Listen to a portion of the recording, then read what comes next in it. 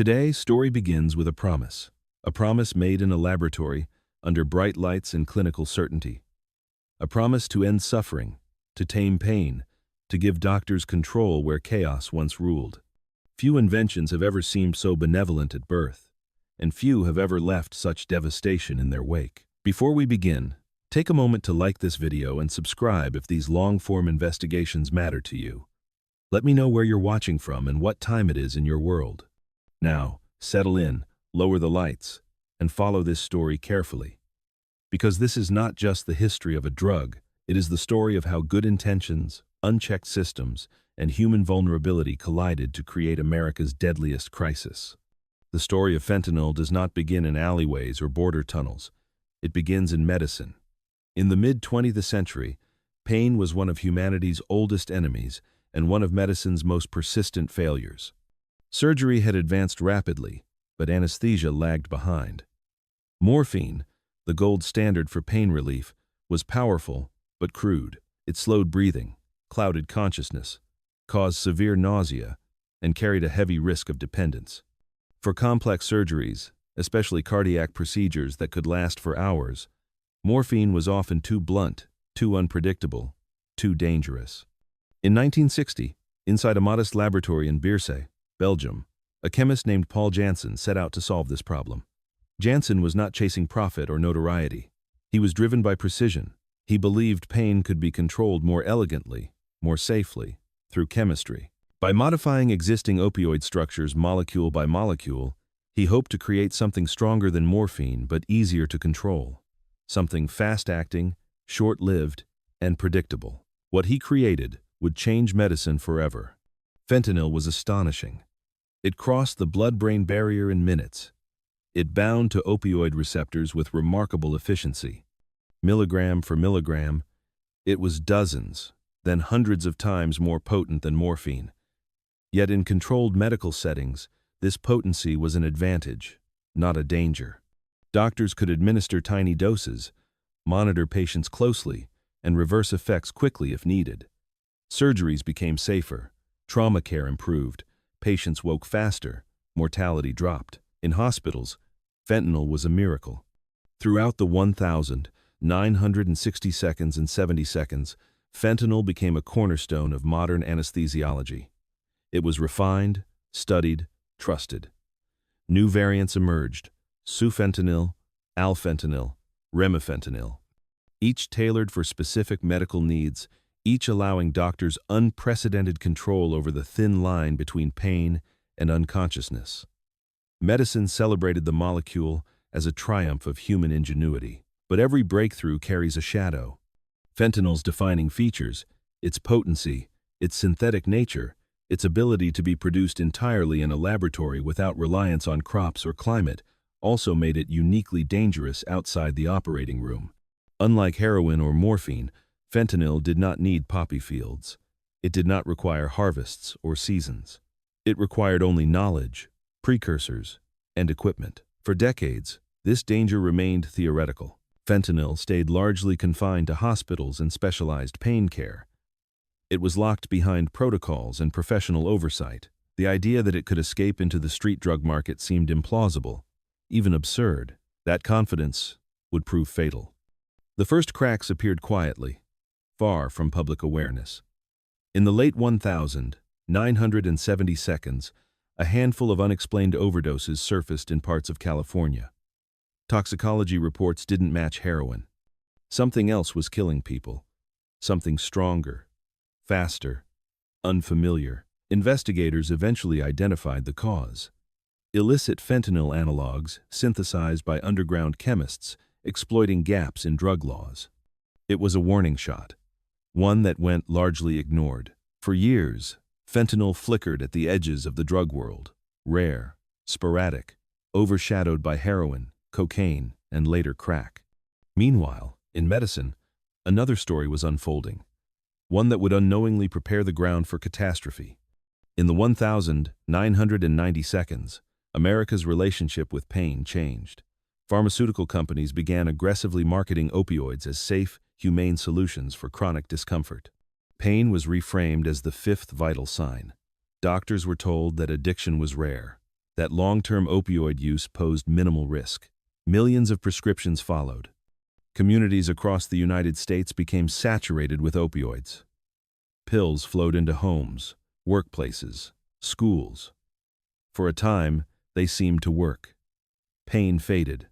So did anxiety. So did despair. But dependence crept in quietly, rewriting brain chemistry, turning relief into necessity. When regulators finally reacted, the supply was cut abruptly. Prescriptions dried up, clinics shut down. Patients were left dependent, desperate, and untreated, and the illicit market was ready. Heroin filled the gap first, but heroin had limits. It was bulky, agricultural, difficult to transport. And then fentanyl returned, not as medicine, but as replacement. What had once been unthinkable became inevitable. Synthetic opioids flooded the market because they were efficient. A tiny amount could produce thousands of doses. Smuggling became easier. Profits soared. Risk fell. Fentanyl was mixed into heroin, then pressed into counterfeit pills, then slipped into entirely different drug supplies. Users often had no idea what they were taking. Overdoses began to rise, then explode. What made fentanyl uniquely lethal was not just its strength, but its unpredictability. 2 milligrams could kill an adult. Slight inconsistencies in mixing turned doses into death sentences. Naloxone, once a reliable antidote, often required multiple administrations. Sometimes it failed entirely. By the mid-2010 seconds, fentanyl was no longer an intruder. It was the foundation of the illicit opioid market. Deaths climbed into the tens of thousands, then beyond. Young people, parents, veterans, students, entire communities hollowed out. The miracle drug had become a weapon, and still, the story did not end there. Globalization accelerated the crisis. Precursor chemicals flowed through international supply chains. Laboratories emerged far from poppy fields. Production scaled. New analogs appeared, some even stronger, some harder to detect, some resistant to overdose reversal. Each iteration pushed the margins thinner. Survival became a matter of chance. What followed was not just a drug epidemic, but a systemic failure of healthcare, of policy, of compassion, a crisis that revealed how easily a medical triumph could become mass tragedy when safeguards collapsed and profit filled the void. This is the untold history of fentanyl. Not just how it was made, but how it escaped. Not just who sold it, but who was left unprotected. Not just how people died, but why so many were already vulnerable. And this story is far from over. The speed at which fentanyl reshaped the drug landscape caught nearly everyone off guard. Law enforcement agencies were trained to chase crops, routes, and borders. Public health systems were designed to respond to waves, not explosions. Fentanyl moved faster than both. Unlike heroin, which required cultivation, harvesting, refinement, and transport, fentanyl was liberated from geography. It did not care about weather, seasons, or soil. It could be produced anywhere with access to chemicals and knowledge. This single fact changed everything. Drug production was no longer bound to distant fields. It became modular, mobile, and scalable. At the heart of this transformation were precursor chemicals. On their own, they were not drugs. They did not intoxicate. They existed in catalogs and shipping manifests under sterile names, sold legally for research or industrial use. Yet, when combined in precise sequences, they assembled into one of the most lethal substances ever introduced into civilian life. For years, these precursors moved freely through global markets. Chemical suppliers advertised them openly. Transactions were disguised as legitimate commerce. Responsibility dissolved across borders. No single actor could be held accountable because each step, viewed in isolation, appeared lawful. Criminal organizations understood the opportunity immediately. Mexican cartels, already experienced in logistics and distribution, pivoted rapidly. Instead of relying on agricultural supply chains, they invested in laboratories. Instead of farmers, they hired chemists. The business model shifted from seasonal risk to year-round production.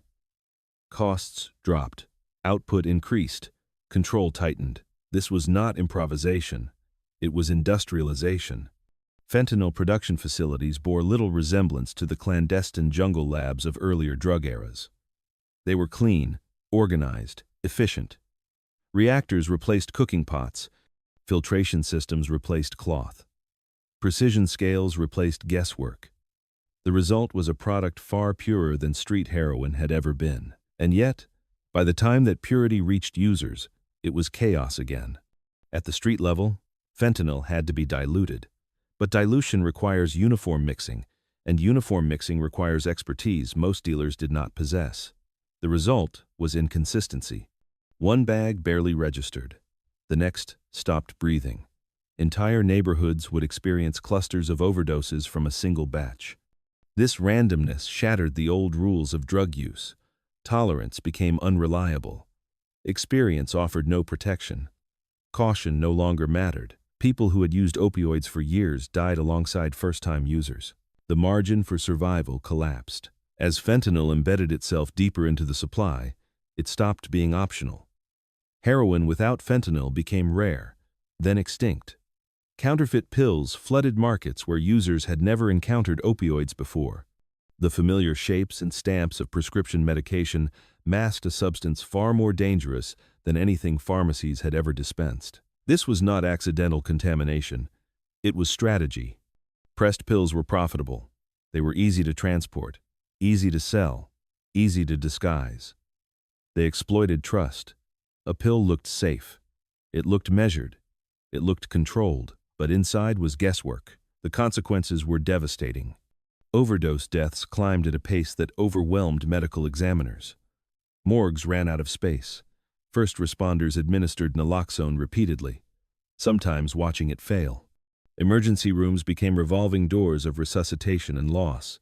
Entire professions absorbed trauma that never made headlines. And then the crisis evolved again. Xylazine entered the supply not because it enhanced euphoria, but because it extended sedation. It was cheap, legal, effective at stretching fentanyl further. The result was a population not only at risk of overdose, but of physical decay. Wounds that would not heal, infections that spread beneath the skin. Amputations performed on people still in their 20s. For the first time, the drug crisis was visible in a new way. Not just in death counts, but in bodies deteriorating in public view. It was impossible to ignore, yet still difficult to address. Naloxone could reverse fentanyl, but it could not touch xylazine. Survival no longer meant recovery. It meant prolonged damage. Meanwhile, children began appearing in emergency rooms. Accidental exposure, contaminated surfaces, counterfeit pills mistaken for candy, breastfeeding mothers unaware of what had entered their own systems, tiny bodies overwhelmed by microscopic doses. These cases were not anomalies, they were consequences of saturation. The crisis was no longer confined to users. It had become environmental. Despite this, fentanyl remained indispensable in hospitals. Surgeons continued to rely on it. Anesthesiologists continued to trust it. In controlled settings, it remained exactly what it had always been: precise, powerful, life-saving. This contradiction confused the public. How could something used every day in medicine also be killing tens of thousands outside it? The answer was not chemistry. It was context. In hospitals, fentanyl existed inside systems designed for care, monitoring, dosage control, immediate intervention. On the street, it existed inside systems designed for profit, secrecy, speed, disposability. The molecule never changed. The environment did. As deaths mounted, responses lagged. Borders were tightened, shipments seized, laws expanded, but interdiction struggled against physics. A substance measured in micrograms does not need large shipments. It does not require elaborate concealment. It slips through cracks too small to seal. Treatment systems, already fragile, buckled under demand. Waiting lists grew. Rural areas became deserts of care. People ready for help were told to wait weeks, sometimes months. Many did not survive the delay. The paradox deepened. A drug created to prevent suffering was now amplifying it. A medical triumph had exposed the cost of neglect, stigma, and fragmentation. And still, the numbers climbed. This was no longer just a drug story. It was a system story, a story about how innovation without foresight, profit without accountability, and policy without compassion can converge into catastrophe. Fentanyl did not arrive as an invasion. It emerged from within the structures we built, exploited the gaps we ignored, and multiplied in the absence of care. Understanding that is essential, because solutions that focus only on substances will always come too late. The real battle is not against a molecule, but against the conditions that allow it to thrive, and those conditions are still very much alive. What followed was a slow realization that this crisis could not be arrested with arrests alone. For decades, the dominant response to drugs in the United States had been enforcement first, treatment second, if at all. That approach had always carried a human cost, but fentanyl magnified it brutally. When incarceration interrupts tolerance and releases people back into an unchanged environment, the risk of death skyrockets. The system meant to deter harm was amplifying it. Jails and prisons became revolving doors. People entered sick, detoxed without medication, and left vulnerable. Days after release, many overdosed. Not because they wanted to die, but because their bodies no longer recognized the doses they once survived. This pattern repeated so often it became predictable, and yet it persisted. At the same time, treatment access remained deeply uneven. In many parts of the country, especially rural regions, there were no clinics offering evidence-based care, no methadone programs, no buprenorphine providers, no mental health support. People living in these areas were not choosing risk. They were navigating absence. Even where treatment existed, it was often conditional. Abstinence was required before help was offered. Relapse was punished with discharge. Shame was embedded into care. The disease was framed as failure. And failure, in a fentanyl-saturated world, is often fatal. Harm reduction emerged as a countercurrent, quiet at first, controversial by design: syringe exchanges, naloxone distribution, drug checking, outreach teams meeting people where they were instead of where policy wished them to be. These interventions did not promise recovery. They promised survival. And survival mattered. Communities that embraced harm reduction saw measurable declines in death. Overdoses reversed. Infections prevented. Relationships built. Trust restored incrementally. But these successes struggled for legitimacy. They clashed with deeply ingrained beliefs about punishment, morality, and deservingness. The question lingered beneath every debate: who is worth saving? That question shaped funding decisions. It shaped zoning battles. It shaped whether a clinic opened or closed, whether a program expanded or vanished, whether a person lived long enough to seek recovery or died waiting. Meanwhile, the drug supply continued to mutate. New fentanyl analogs appeared, some stronger, some harder to detect, some less responsive to naloxone. Each iteration outpaced regulation. Each change reduced the margin for error, and each reinforced the same lesson: chasing chemistry is a losing strategy. As the crisis deepened, its reach expanded beyond opioids. Fentanyl appeared in cocaine, methamphetamine, counterfeit benzodiazepines. People with no opioid tolerance overdosed after using drugs they believed carried entirely different risks. The boundaries between drug categories collapsed. This eroded trust even further. Users could no longer rely on experience.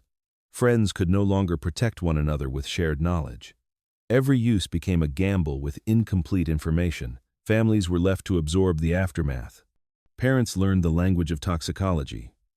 Siblings memorized overdose signs.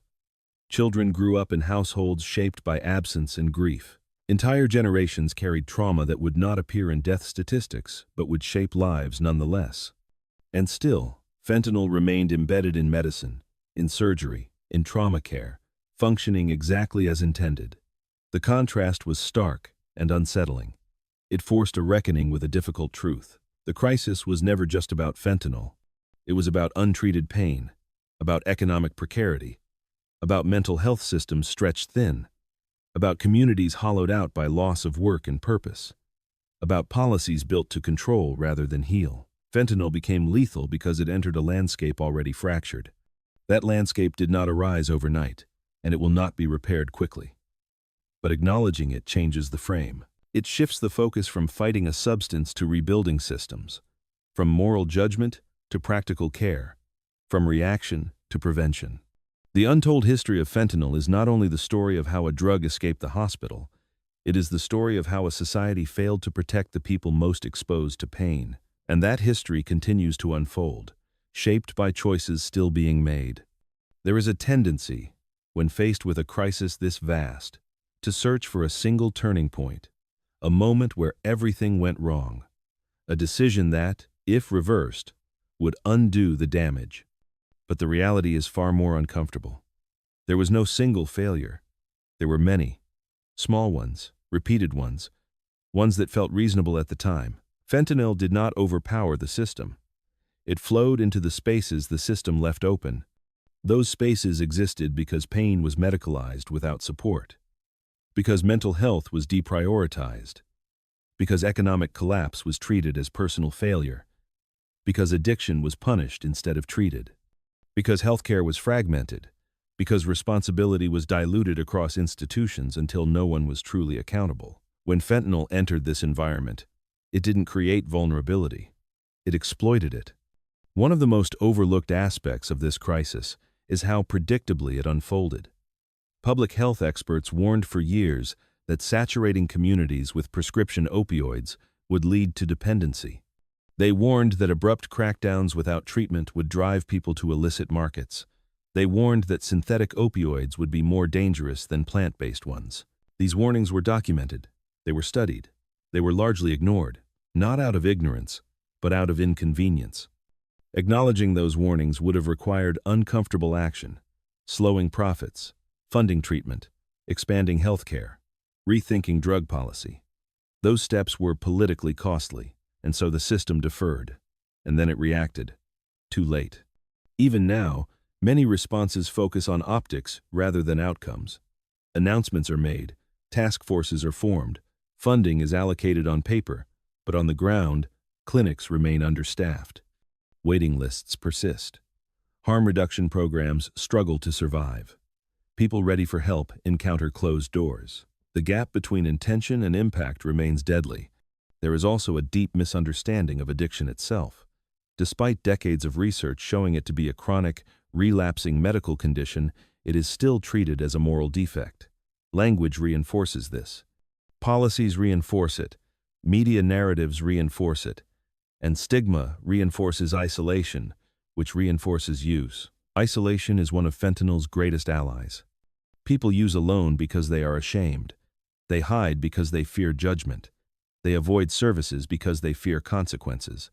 And when they overdose alone, no one is there to intervene. This is not an accident. It is the predictable result of stigma-driven systems. In places where stigma has been reduced, where services are accessible and non-punitive, outcomes improve. People seek care earlier. Overdoses decrease. Engagement increases. These patterns are consistent across countries, cultures, and political systems. The evidence is not ambiguous. What remains contested is not effectiveness, but values. Do we prioritize moral signaling or measurable survival? Do we accept imperfect solutions that save lives, or cling to idealized ones that do not? Do we view people with addiction as liabilities, or as lives worth sustained investment? These questions sit beneath every policy debate, every funding decision, every public statement, and they shape outcomes more than chemistry ever could. The untold history of fentanyl is not hidden because it is unknown. It is untold because it implicates powerful institutions and uncomfortable truths. It forces a reckoning not just with a drug, but with how society responds to suffering. Fentanyl did not ask permission. It did not negotiate. It entered a system already strained, already unequal, already fragmented. And it revealed exactly how much fragility existed beneath the surface. What happens next depends less on innovation than on resolve. The tools to reduce this crisis already exist. Treatment works. Harm reduction works. Prevention works. Social stability works. What has been missing is the willingness to apply them at the scale required. Until that changes, fentanyl will remain what it has become. Not just a drug, but a measure. A measure of how a society values life, when doing so is difficult. That measure becomes clearest when we look at who survives and who does not. Survival is not random. It correlates strongly with access. Access to healthcare, access to stable housing, access to information, access to people who can intervene when something goes wrong. In neighborhoods with clinics, naloxone, outreach teams, and non-judgmental care, overdoses still happen, but death is less common. In places without those supports, the same mistake is fatal. The same drug, the same dose, different outcome. This is why framing fentanyl as an unstoppable force is misleading. It is lethal, yes, but lethality is shaped by environment. When people are supported, risk decreases. When they are isolated, it explodes. The crisis also exposed how poorly prepared institutions were for complexity. Many systems are built to address single problems in isolation. Fentanyl arrived as a convergence problem. It intersected with mental health, housing instability, trauma, economic decline, incarceration, and healthcare access all at once. Addressing one factor without the others produced limited results. For example, expanding naloxone saved lives, but without treatment access, many people were revived repeatedly without a path forward. Increasing enforcement disrupted supply temporarily, but replacement substances appeared almost immediately. Tightening prescription rules reduced medical exposure, but left dependent patients untreated. Each intervention mattered. None were sufficient alone. This fragmentation created fatigue among frontline workers. Paramedics responding to the same addresses. Nurses treating the same wounds. Outreach teams losing people they had spoken to days earlier. Burnout became endemic. Compassion eroded not because people stopped caring, but because systems offered no relief. Burnout is another silent driver of this crisis. When providers leave, access shrinks. When access shrinks, deaths rise. When deaths rise, remaining providers burn out faster. The cycle feeds itself. Breaking that cycle requires investment not just in services, but in the people delivering them. Sustainable workloads, mental health support, protection from political backlash, recognition that this work is essential, not optional. There is also the matter of time. Recovery is rarely linear. It involves setbacks, relapse, periods of instability. Systems that demand immediate success punish those realities. Systems that allow persistence accommodate them. Fentanyl has shortened the window for persistence. Mistakes that once resulted in relapse now result in death. That compression of time changes everything. It means intervention must come earlier. Support must be continuous. Care must be immediate. Delay is deadly. This is why waiting lists are not administrative inconveniences. They are life-threatening barriers. Every day someone waits for treatment is a day they remain exposed to an unpredictable supply. Every requirement added before care is a filter that removes people who may not survive the delay. Effective systems remove friction. They assume urgency. They treat readiness as fragile. The crisis also challenges how success is defined. Abstinence has long been treated as the only acceptable outcome.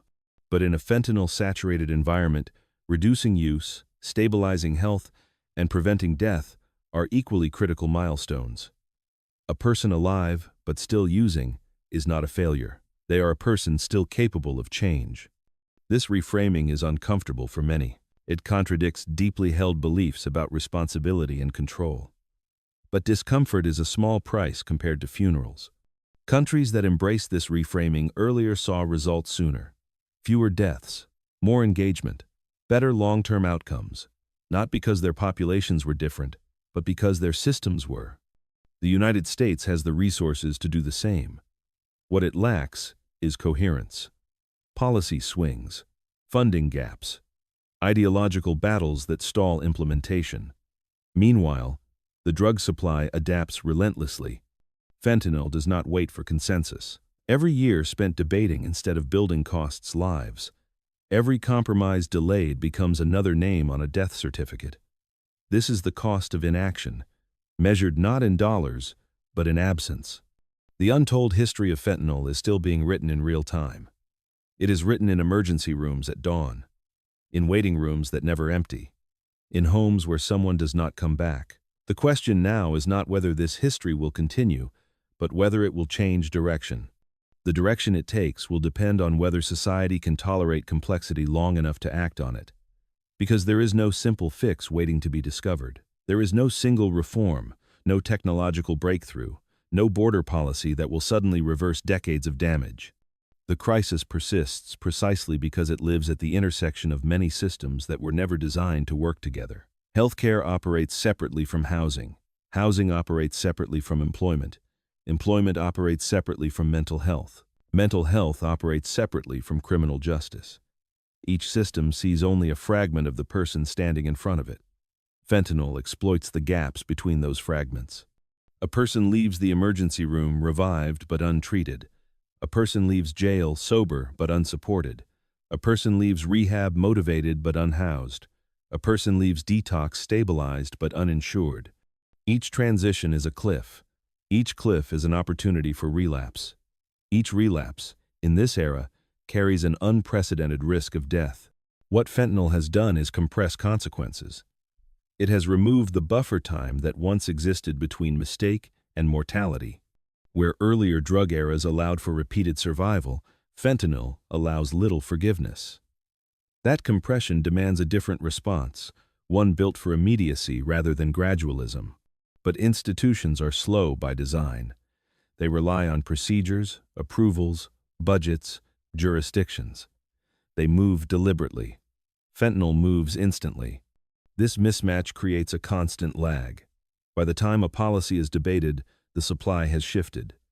By the time a program is funded, the drug mixture has changed. By the time a clinic opens, hundreds more have died. The crisis does not pause for readiness. This is why adaptability matters as much as ideology. Systems that can respond quickly save lives. Systems that require perfection before action do not. There is also a profound misunderstanding of motivation. Many policies assume that fear will deter use, that harsher penalties will discourage risk, that the threat of loss will outweigh the pull of relief. But fentanyl thrives in environments where fear is already constant. For someone living with untreated trauma, chronic pain, poverty, or isolation, fear is not a deterrent. It is background noise. The fear of overdose competes with the fear of withdrawal, homelessness, mental collapse, or unbearable memory. In that competition, immediate relief often wins. This is why approaches rooted in punishment fail repeatedly. They misunderstand the calculus people are making.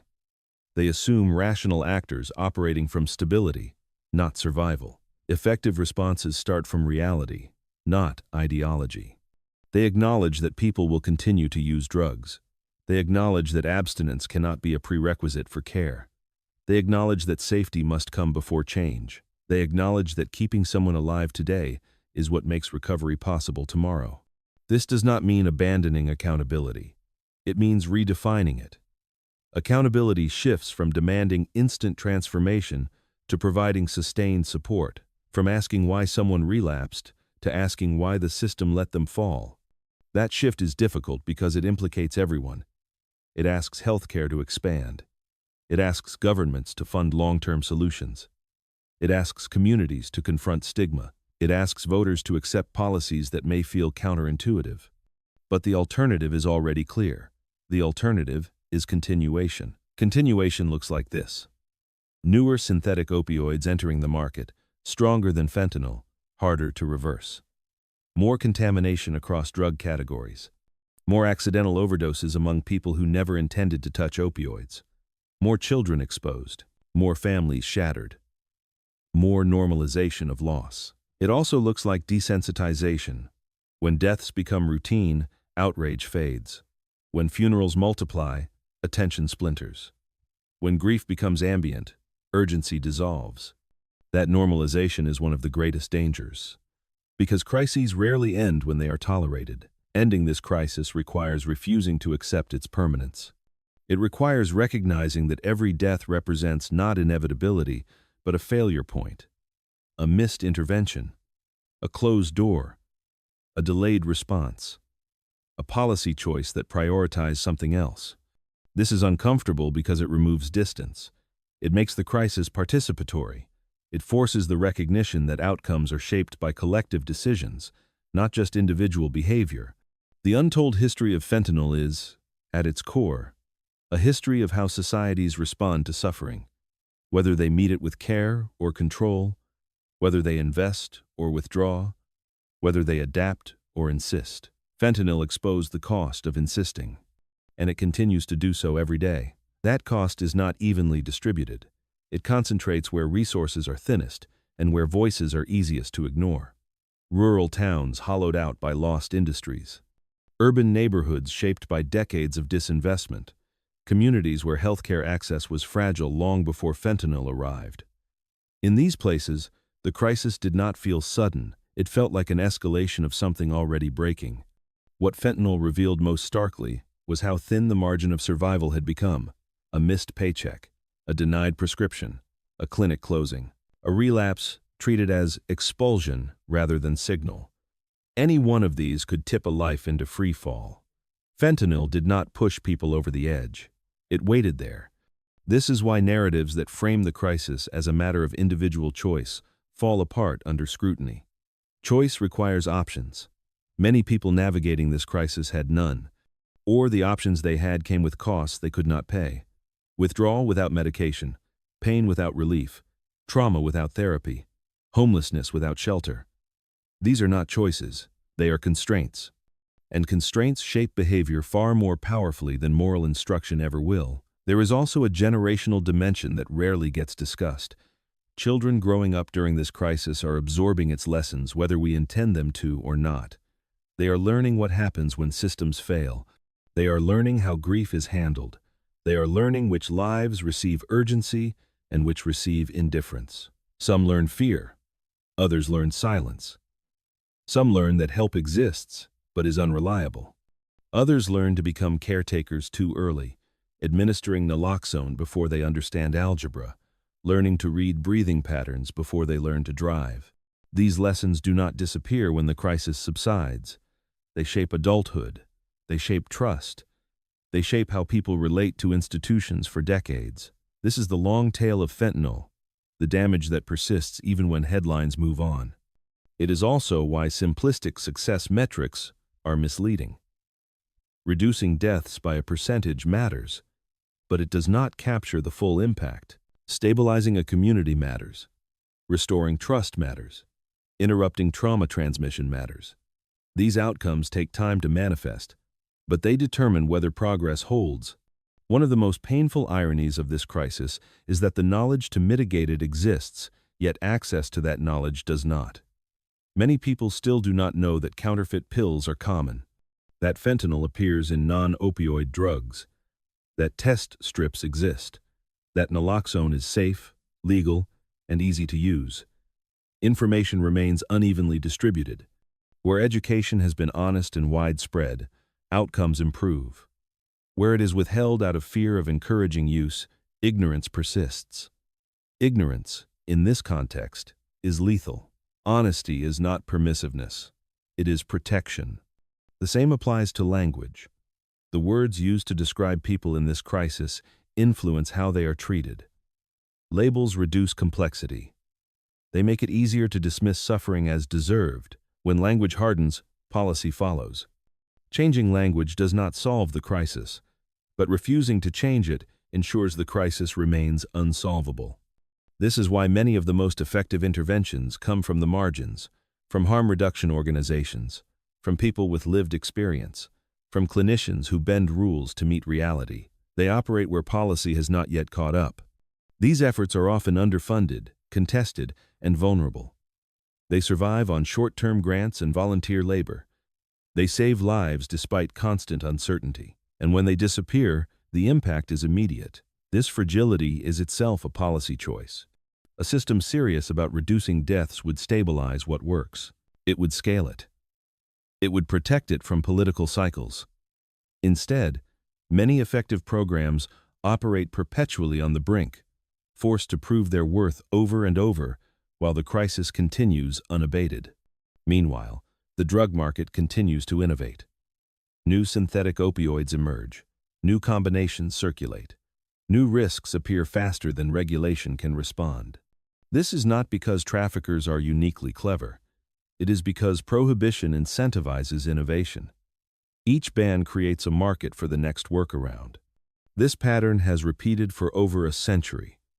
It did not begin with fentanyl. It will not end with it unless the underlying incentives change. Understanding this does not require radical ideology. It requires historical literacy. Every major drug prohibition has followed the same arc: initial enforcement, market adaptation, increased potency, increased harm, public shock, renewed enforcement, further adaptation. The cycle tightens. The casualties increase. Fentanyl represents the most extreme iteration of this cycle so far, not because it is uniquely evil, but because chemistry has advanced faster than policy. Breaking the cycle requires interrupting incentives, not just substances. It requires reducing the profitability of harm and increasing the availability of care. It requires making survival easier than death. This is not naive. It is pragmatic. A society that cannot keep people alive long enough to recover is not enforcing morality. It is abandoning responsibility. The untold history of fentanyl forces a reckoning with that abandonment. It asks whether we are willing to continue paying for it in lives, or whether we are prepared to confront the deeper systems that made this crisis inevitable. That decision has not yet been made.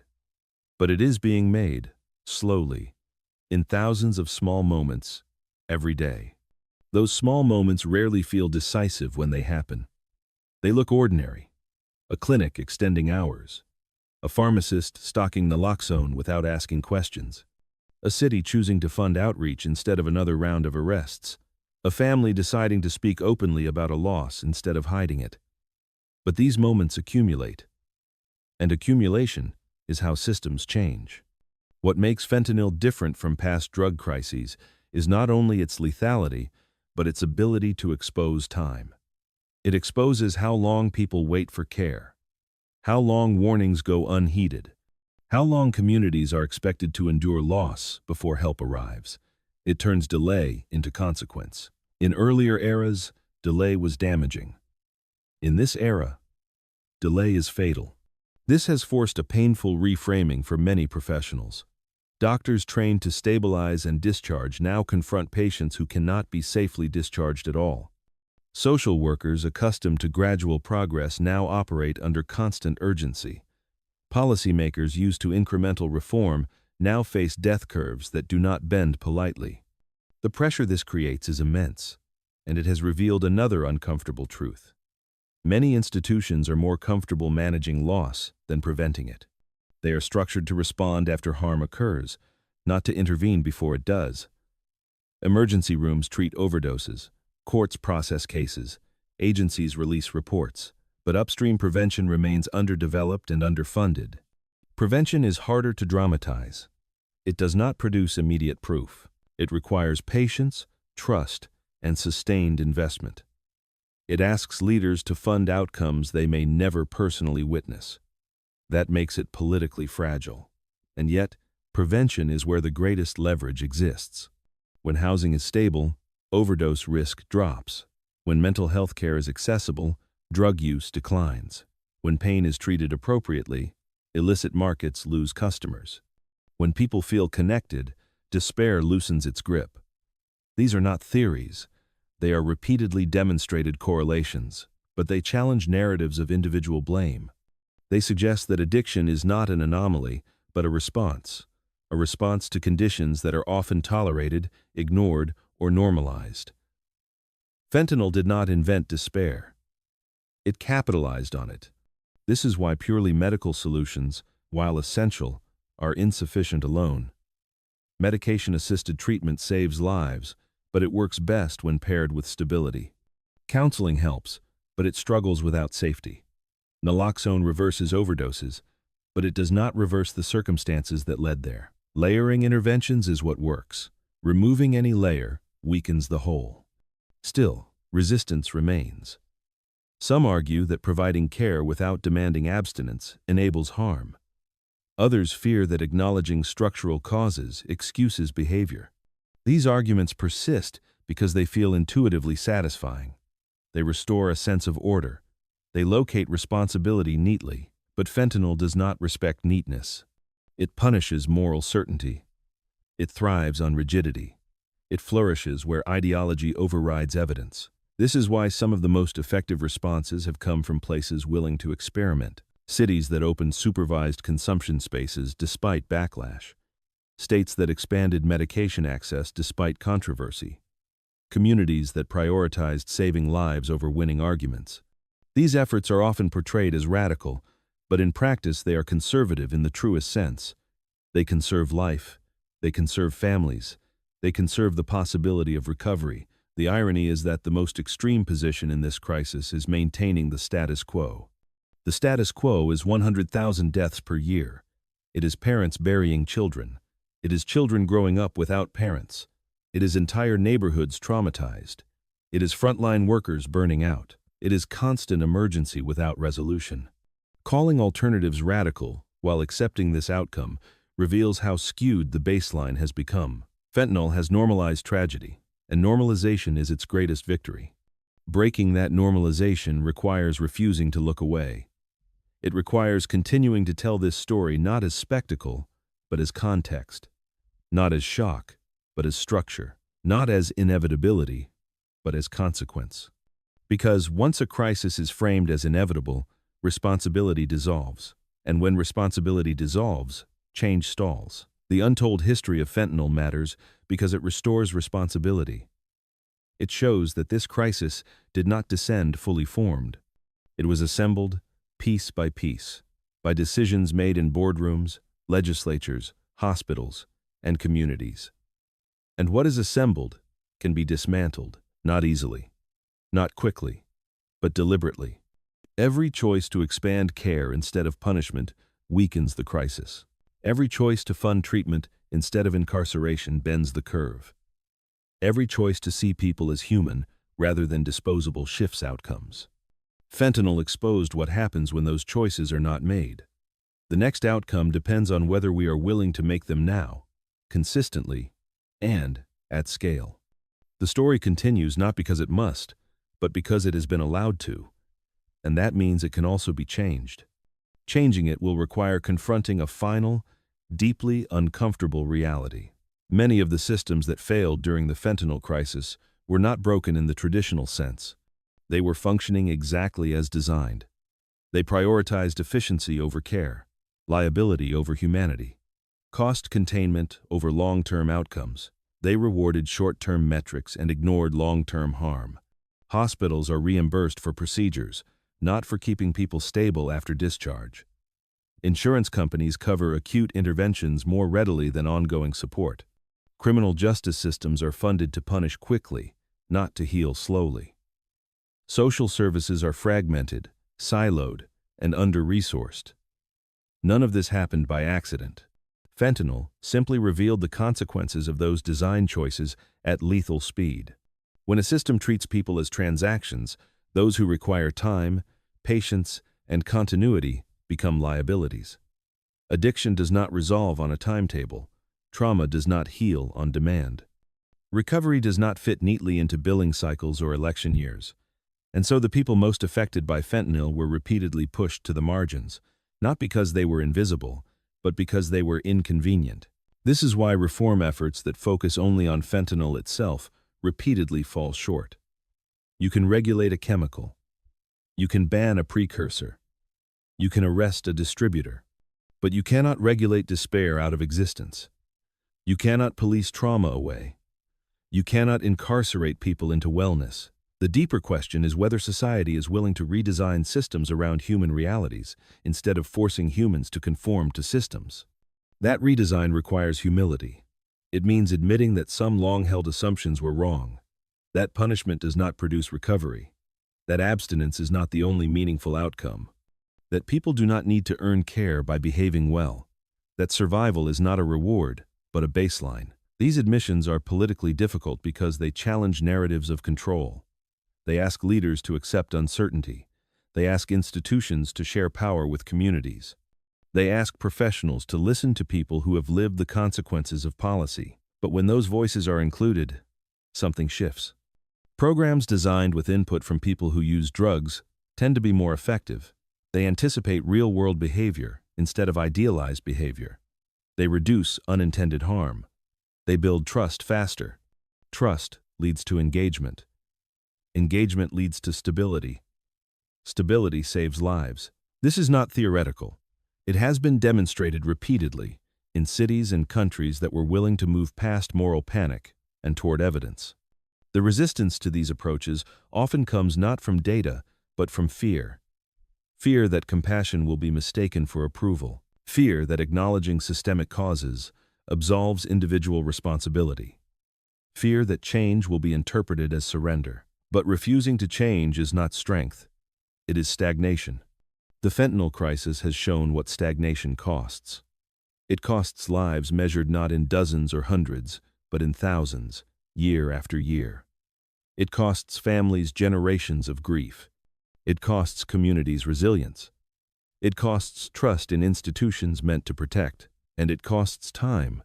Time is the one resource fentanyl does not allow us. Every delay compounds risk. Every postponed decision narrows the window for intervention. Every year of inaction hardens patterns that become harder to undo. This is why urgency must coexist with patience. Urgency to act, patience to sustain, urgency to save lives now, patience to rebuild systems over decades. One without the other fails. There will be setbacks. Policies will be reversed. Funding will fluctuate. Public attention will drift. This is inevitable.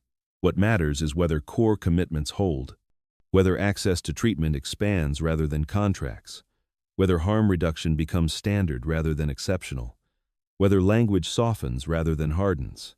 Cultural change is slow, but it is not impossible. Attitudes toward mental health have shifted dramatically in a single generation.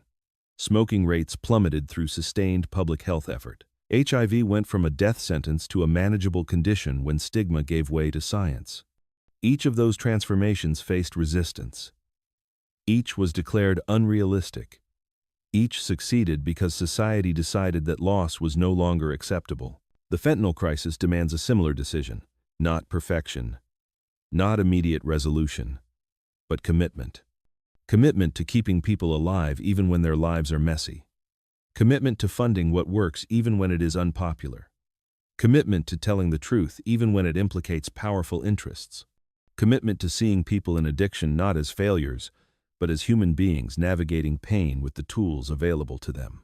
Fentanyl will not disappear because we wish it gone. It will recede only when the conditions that give it power are weakened, when isolation is replaced with connection, when punishment is replaced with care, when survival is made easier than despair. This is not an abstract moral argument. It is a practical one. Lives saved today become the foundation for recovery tomorrow. Systems strengthened now prevent the next crisis from reaching the same scale. The untold history of fentanyl is not finished. It is still unfolding in policy rooms, clinics, homes, and streets. But it does not have to end the way it began. Whether it does depends on choices still within reach. Those choices rarely announce themselves as historic. They arrive quietly, framed as budget adjustments, pilot programs, zoning decisions, training requirements. But taken together, they determine whether this crisis remains permanent or becomes transitional. One of the most critical of those choices is whether to treat time as an ally or an enemy. Right now, time works against people who use drugs. The longer they wait for care, the higher the risk. The longer systems debate, the more lethal the supply becomes. The longer stigma persists, the deeper isolation grows. Reversing that dynamic means making time work for people instead of against them. That begins with immediacy. Same-day access to treatment. Walk-in clinics without preconditions. Emergency rooms that initiate medication instead of referring patients elsewhere. Pharmacies that dispense naloxone without friction. Outreach teams that operate where people actually are, not where policy prefers them to be. Immediacy saves lives because it respects how fragile readiness is. People often reach out for help at the peak of suffering. If that moment is met with paperwork, delays, or judgment, and in a fentanyl-saturated environment, it may never return. But immediacy alone is not enough. Continuity matters just as much. Many people enter treatment repeatedly, not because treatment fails, but because continuity fails. Care stops when funding ends. Housing ends when programs expire. Counseling ends when insurance changes. Each interruption destabilizes progress. Each destabilization increases risk. A system serious about recovery must treat continuity as non-negotiable. That means funding programs long enough to matter. It means integrating services instead of scattering them. It means allowing people to move between levels of care without falling into gaps. It means recognizing that recovery is not a straight line and building systems flexible enough to accommodate that reality. Another essential choice concerns who is trusted. Historically, drug policy has been built without the input of people most affected by it. Decisions were made about them, not with them. The result was predictable. Policies failed to account for lived reality. Barriers multiplied. Engagement dropped. Where this pattern has been disrupted, outcomes improve. People with lived experience know which interventions are usable and which are performative. They know where fear prevents access. They know which rules feel protective and which feel punitive. Including them is not symbolic. It is strategic. Trusting lived experience requires relinquishing some control. It requires accepting that expertise does not only reside in credentials. This is uncomfortable for institutions accustomed to hierarchy. But fentanyl has already demonstrated the cost of excluding ground-level knowledge. There is also a choice to be made about measurement. Many systems rely on metrics that obscure more than they reveal. Number of arrests, number of beds filled, number of program completions. These figures may satisfy reporting requirements, but they do not necessarily reflect impact. Meaningful measures look different. Reduced deaths, increased engagement, longer periods of stability, fewer emergency interventions, improved quality of life. These outcomes take time to surface, but they indicate real progress. Shifting metrics shifts priorities. When survival becomes the primary metric, strategies change. When stability is valued, continuity is funded. When engagement matters, barriers are removed. Measurement is not neutral, it shapes behavior. The fentanyl crisis has also forced a reckoning with how society understands responsibility. Responsibility has often been framed narrowly, focused almost exclusively on individual behavior.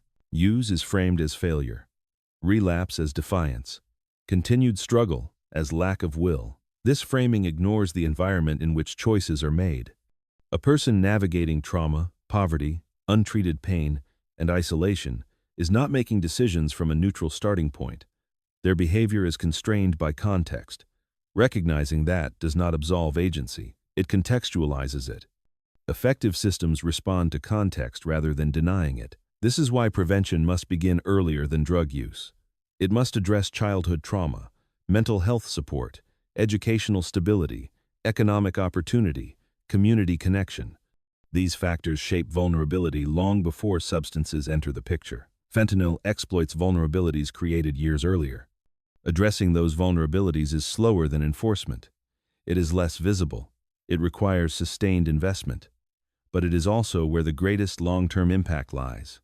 There is a temptation, especially amid crisis fatigue, to lower expectations, to accept that some level of death is inevitable, to treat this as a chronic emergency rather than a solvable problem. History suggests this temptation is dangerous.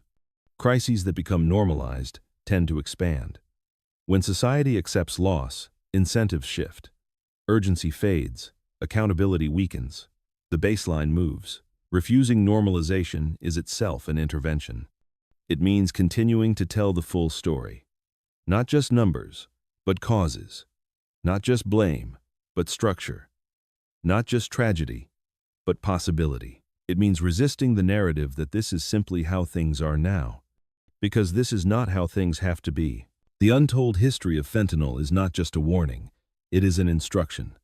It shows what happens when systems prioritize efficiency over humanity, control over care, punishment over prevention. It also hints at what becomes possible when those priorities are reversed. The crisis did not emerge overnight. It will not resolve overnight. But trajectories change when pressure is applied consistently in the right places. The question is not whether solutions exist. They do. The question is whether society is willing to apply them with the patience and persistence required. That decision is being made every day, often quietly, often without recognition, and over time, those decisions accumulate, just as past ones did. The difference is that this time, we know the cost of getting it wrong, and knowing the cost changes the moral landscape. Once harm is understood, inaction is no longer neutral. It becomes a choice to tolerate preventable death, a choice to accept systems that fail predictably, a choice to allow suffering to continue because addressing it feels complex, expensive, or politically risky. The fentanyl crisis exposes how often society confuses complexity with impossibility. Yes, the problem is layered: biology, economics, trauma, globalization, policy, culture. But complexity does not mean unsolvable. It means coordinated. It means sustained. It means refusing to reduce human lives to talking points or election cycles. One of the most damaging myths surrounding fentanyl is that it represents a sudden collapse, a sharp break from the past. In reality, it is the culmination of decades of structural neglect. The drug did not create despair. It found it. It did not invent vulnerability. It exploited it. It did not dismantle systems. It exposed how fragile they already were. When factories closed and were never replaced, when wages stagnated while costs rose, when healthcare became transactional, when mental health care was treated as optional, when pain was pathologized but not understood, the conditions were already set. Fentanyl simply arrived at the exact moment those fractures could no longer be hidden. This is why purely chemical explanations are insufficient. You cannot understand fentanyl without understanding the social environment that made it irresistible to so many people. A substance that powerful does not spread unless there is widespread demand for escape, relief, or numbness. Pain is the through line. Physical pain left undertreated or overtreated. Emotional pain dismissed or stigmatized. Economic pain normalized. Generational pain inherited. Fentanyl intersects all of it because it offers what feels like immediate resolution, even as it quietly destroys the body. This is also why shame is such an effective accelerant. People who use fentanyl are often already isolated. When society responds with judgment instead of support, isolation deepens. Isolation increases risk. Risk increases death. The cycle tightens. Breaking that cycle requires something counterintuitive in a culture shaped by punishment. It requires compassion without conditions. Not approval, not denial of harm, but recognition of humanity, even when behavior is self-destructive. Especially then, this is not softness. It is strategy. People seek help when they feel safe enough to admit vulnerability. Systems that require perfection before offering care ensure that care arrives too late. Systems that prioritize dignity keep people alive long enough for change to become possible. There is also a need to confront how language shapes outcomes. Terms like abuse, addict, junkie frame people as problems rather than patients. They imply moral failure rather than injury. They make exclusion feel justified. Changing language does not solve the crisis, but it changes the emotional climate in which solutions either grow or fail. Language influences funding. It influences policy. It influences whether a person believes they are worth saving. Another uncomfortable truth is that fentanyl has forced society to confront how unevenly compassion is distributed. When overdoses first surged in predominantly white, rural, and suburban communities, public discourse shifted. Addiction was suddenly framed as illness rather than crime. Resources followed, sympathy expanded. Communities of color had lived through similar crises decades earlier with very different responses. Criminalization, surveillance, incarceration, disinvestment. Fentanyl did not create this disparity. It revealed it. Addressing the crisis, honestly, requires acknowledging that history. Not to assign guilt, but to avoid repeating it. Policies rooted in racialized enforcement have never reduced harm. They have only redistributed it. The current moment presents a narrow window. Public awareness is high. Data is abundant. Lived experience is visible. The failures of previous approaches are undeniable. Windows like this do not stay open forever. Fatigue sets in, attention shifts, new emergencies arise. Without sustained pressure, systems revert to what is familiar, even when familiar does not work. This is why memory matters. Remembering how fentanyl entered the medical system, remembering how warnings were ignored, remembering how profit was prioritized, remembering how stigma delayed response, remembering how many lives were lost before meaningful action began. Memory creates accountability. Without it, the story resets, and the cycle repeats with a new molecule. The untold history of fentanyl is not untold because information is hidden. It is untold because it is uncomfortable. It implicates institutions. It implicates culture. It implicates ordinary choices made collectively over time. Telling it fully requires resisting simplification. There is no single villain, no single fix, no moment where everything went wrong. There were many moments, many small decisions, many opportunities to intervene earlier. There will also be many opportunities ahead. Every expansion of treatment access, every barrier removed, every person trained to reverse an overdose, every policy that prioritizes health over punishment, every shift toward dignity instead of dismissal. None of these are dramatic on their own. Together, they change trajectories. The fentanyl crisis often feels overwhelming because it is measured in large numbers, tens of thousands, hundreds of thousands, millions. But progress happens one life at a time. A person survives today because naloxone was available. A person stabilizes because treatment was accessible. A family remains intact because support arrived early enough. Those outcomes rarely make headlines. They are quiet, but they accumulate. History is not only written in disasters, it is written in prevention. The question that remains is not whether fentanyl will disappear. It likely will not. Synthetic opioids are now part of the landscape. Chemistry does not reverse itself.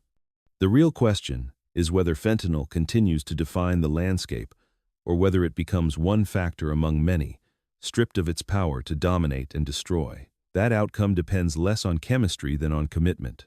Commitment to evidence over ideology. Commitment to care over control. Commitment to people over profit. Commitment to long-term investment instead of short-term optics. The untold history of fentanyl is still being written, not in laboratories or courtrooms alone, but in clinics, communities, policies, and daily choices. What remains undecided is whether future historians will describe this era as the point where society learned from its failures, or the moment it chose to look away. That decision is not abstract. It is unfolding right now. And there is another layer that rarely enters the public conversation, yet quietly shapes everything beneath it. The emotional economy of survival. The way people learn, over time, what kinds of pain are allowed to be seen and what kinds must be hidden. For many who use fentanyl, the drug is not the beginning of suffering. It is the last tool left when every other form of relief has failed or been denied. Long before the first dose, there is often a history of untreated injury, unaddressed trauma, unstable housing, fractured family systems, or relentless economic pressure. These experiences teach people a brutal lesson early on, that asking for help is risky, that vulnerability invites consequences, that endurance is expected, even when it breaks you. Fentanyl thrives in environments where silence is rewarded and suffering is normalized. This is why purely educational campaigns, while well-intentioned, often fall short. People already know fentanyl is dangerous. Many know it can kill them. That knowledge does not outweigh the immediate reality of withdrawal, despair, or pain. Fear alone is a weak deterrent when survival already feels uncertain. What actually changes behavior is safety. Safety to admit struggle without punishment. Safety to access care without losing housing, employment, or custody. Safety to be honest without being branded for life. In places where safety increases, risk decreases. This pattern repeats again and again, regardless of geography or political climate. Another quiet driver of the crisis is speed. Modern life moves quickly. Systems are designed for efficiency, not patience. But recovery does not move at the speed of bureaucracy or election cycles. It moves at the speed of trust, which builds slowly and breaks easily. When someone finally decides to seek help, timing matters. If the system cannot respond immediately, the opportunity often disappears. This is why waiting lists are not just inconvenient, they are lethal. Readiness for change is a narrow window. Miss it, and the body returns to survival mode. This is not a failure of motivation. It is a failure of infrastructure. The same urgency applied to other medical emergencies rarely applies here. No one tells a heart attack patient to come back in 6 weeks. No one delays cancer treatment because the patient might relapse. Addiction, uniquely, is expected to resolve itself before care is offered. This contradiction reveals how deeply moral judgment still shapes response. Even among those who intellectually understand addiction as a disease, emotional reflexes persist. Frustration, fatigue, cynicism, the sense that some people cannot be helped. These attitudes do not arise from cruelty. They arise from burnout in systems stretched far beyond capacity. Frontline workers see the same faces return again and again. They revive the same people. They watch progress collapse. Without adequate support, hope erodes. Burnout becomes policy by default. And yet, when support is properly funded, when caseloads are manageable, when outcomes are measured realistically instead of punitively, those same workers report something different. People stabilize. Relapses occur, but deaths decrease. Engagement improves. Trust grows. The crisis does not persist because solutions fail. It persists because solutions are rarely allowed to function as designed. Another element rarely discussed is time itself. Fentanyl has compressed timelines. Overdoses happen faster. Dependency develops faster. Consequences arrive faster. This acceleration leaves little margin for error. A single lapse, a single miscalculation, a single moment alone can be fatal. Older drug crises allowed more time. Time to intervene, time to learn, time to adjust. Fentanyl does not offer that luxury. This makes prevention and early intervention more critical than ever. But prevention is not simply about stopping use. It is about reducing exposure to risk at every stage. Preventing untreated pain. Preventing social isolation. Preventing abrupt loss of medical support. Preventing economic freefall. Preventing shame-driven secrecy. Each prevention point weakens fentanyl's grip. There is also a cultural dimension that cannot be ignored. American identity is deeply intertwined with self-reliance. The belief that strength equals independence. That needing help signals failure. This narrative shapes how addiction is perceived and how help is sought.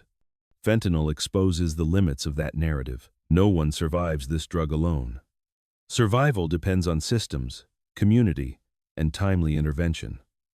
The myth of self-sufficiency collapses here, and in its place is an uncomfortable truth. Collective problems require collective care. This truth challenges deeply held assumptions, which is why it meets resistance. But resistance does not change biology. It does not slow respiratory depression. It does not reverse overdose. Only action does. The most effective responses to fentanyl are not dramatic. They are consistent, boring even. Clinics that stay open, outreach that shows up every day, policies that remain in place beyond headlines, funding that does not vanish when attention shifts. Stability saves lives. This is perhaps the hardest lesson for systems built on urgency and reaction. Crises invite dramatic gestures, press conferences, emergency declarations, short-term grants. But fentanyl is not a temporary emergency. It is a chronic condition layered onto existing vulnerabilities. Treating it as a moment rather than a reality guarantees failure. What is required is endurance, the willingness to sustain effort even when results are incremental, even when stories are complex, even when public attention wanes. History rarely credits endurance. It celebrates breakthroughs, but lives are saved in the quiet persistence of care. The untold history of fentanyl includes these quieter truths, that the crisis is not only about chemistry, but about patience, not only about policy, but about presence, not only about stopping a drug, but about rebuilding trust where it was lost. Fentanyl did not erase humanity, it tested it, and that test continues every day. in the choices societies make about who is seen, who is supported, and who is left to disappear. The outcome of that test is still unfolding.